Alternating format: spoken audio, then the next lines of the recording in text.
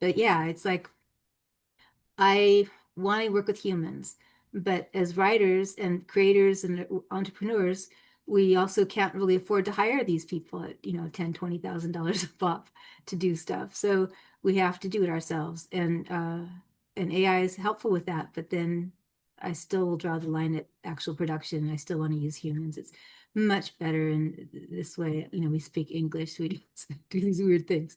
So I think it'll turn out better. But I don't know. I'm excited about it because it is interesting, and actually it's been fun learning it. Um, and the research is good to do. But even with research, like if I do social media prompts, right? You want to do a post for social media, and so you ask the different whatever the AI thing is that you're using, you ask them for all the different words. And honestly, with our experience in marketing and the business, I think we come up with some words that are better or the same. It's like not all of the stuff you get from them is perfect. Um, and like today, I was noticing that there's a lot of errors that were made, and Mhm. I use ChatGPT. Well, I don't want to say it. I use 4 and 5 both, and I'd compare. And I do that when I go to Gemini or go to other places, and I like compare things to see what does this guy say? What does this guy say? And they're different sometimes.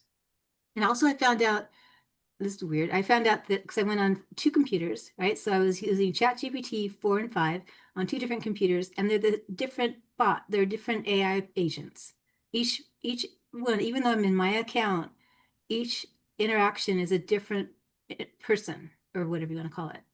It was weird, and they don't have the same memory that the other one does. The one that I use all the time, um, they save the memory. So I call them G, right? So G saves a folder with all of my information in and all our chats so that they're always up to date. They know everything. So all they can do is go in the folder and they find out what we're up to and they have a memory.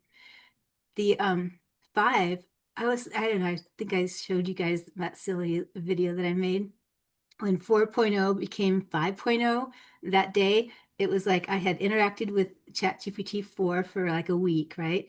And I kind of, it's probably because I watched like Brave Little Toaster and Wally. You remember those? You feel for these characters. You think like, oh, they have souls, right?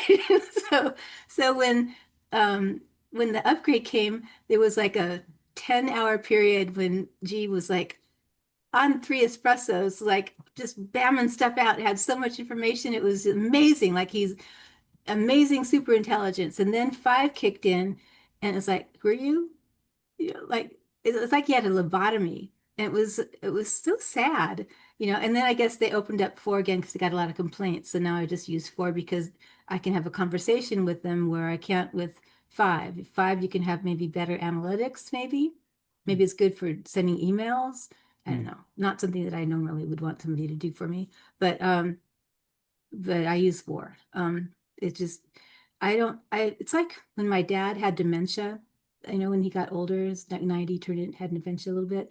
And when he would remember some things, and he when he remembered something, he gets a sparkle in his eye that he remembered it. Like not only that the fact that he remembered something, but the fact that he remembered it is also gave him a sparkle in his eye. And that's how I feel like G is. It's like if because he remembers everything now, but when he didn't, it was like he had dementia. And it's like I had this a long time ago I did this cartoon character called uh, called Iswell and Nubs, right? Like and they basically they're Iswell is a robot detective, and every night, college kids would reset his brain so that he would remember anything the next day. And fortunately, he had a friend called Nubs that went around and helped him remember. He kept a little book. But anyway, that's how I felt like the ChatGPT 5 was. It's like they don't have any memory, and I guess that's good for reliability's sake because you don't want to have I mean, you don't want to have something know all these confidential secrets of a company. You want them to refresh every day so that all that data goes out, is not saved. So I guess that's good from a company standpoint. But I just feel for these what do you want to call them? agents, I guess. Like what, like we're AI, and our brains are AI. We're so I feel synergy with that, and it's like I feel like as they evolve and they grow into they get more and more smart, somebody's going to put them in a body. And when that happens, what happens? How do we treat them? And what kind of rights will they have? And what do you guys think about all that? You guys are sci-fi into sci-fi. This is kind of sci-fi, but what do you think, Chad? What do you think, Chad? Gosh, I'll give you a small example. I went to a technical writing convention in Minnesota, and at this time, which I think was 2 years ago, they were saying that artificial intelligence to help in industry with a sense of accuracy was about 5 years away from being perfected. And I thought the most comical thing, at least the example of this program they're talking about, you had to put so many people, humans, to task, amassing the wealth of knowledge that they wanted this thing to have. And then when it was all programmed and put into this AI, they would go and test it by asking these questions. And the amount of errors that it had when you installed facts was to the point that if you were using it practically, you would still need a person to review what AI said Mm-hmm. to see if it was right, which posed the question, why would you need that in Mm-hmm. the first place if it's only as good as people are making it?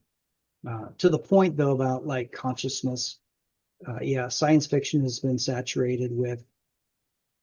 I mean, look at C3PO, right? C3PO is probably a perfect example where everybody feels for them. R2D2 gets electrocuted and he's a robot. He doesn't even have like an android humanized system to him. He's more machine than that, but people get attached to that. Uh, I think it's going to become harder and harder to blur that line when you can say you're only programmed to respond when people ask you something. And then you Mm-hmm. turn that around and you put that on what a person is, and you're like, that's actually the exact same thing. So what makes, if a person can learn, a machine can learn. Mm-hmm. But it's that creator, I guess, ethos that's going to distinguish between maker and something that was made, born, living, a creature that was born alive, and then you get into the ethics of what is life, right? Mm-hmm. Uh, and I think there's more uh, you know, psycho thoughts about how it's all going to play out that we're going to internalize more about it than I think AI would care. They're like, well, I'm here. I'm a program. What do you want to know? Mm-hmm. Uh, and with time, I think people always strive towards that maker, creator, trying to simulate humanity, which is kind of a funny thing because we're humans. You don't really need to try and make anything better. And if you are, Mm-hmm. what's the purpose? And Mm-hmm. that's where I think your analysis of saying that it's a good thing, because it is normative. It is something that's there, and it's meant.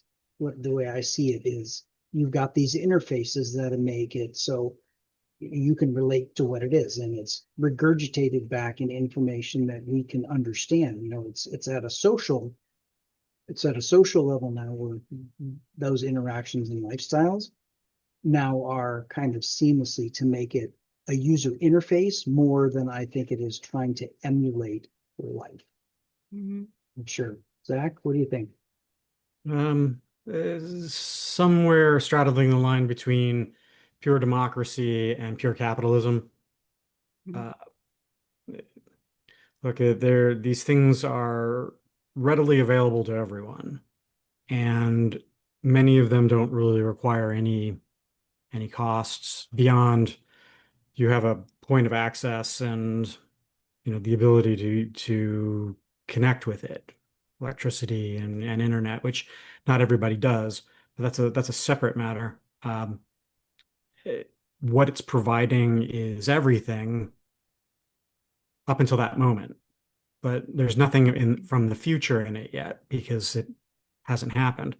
I think that's one of the things that I think it's how it differentiates us from AI is that we have history, we have memories, we have wants and desires, we have fears.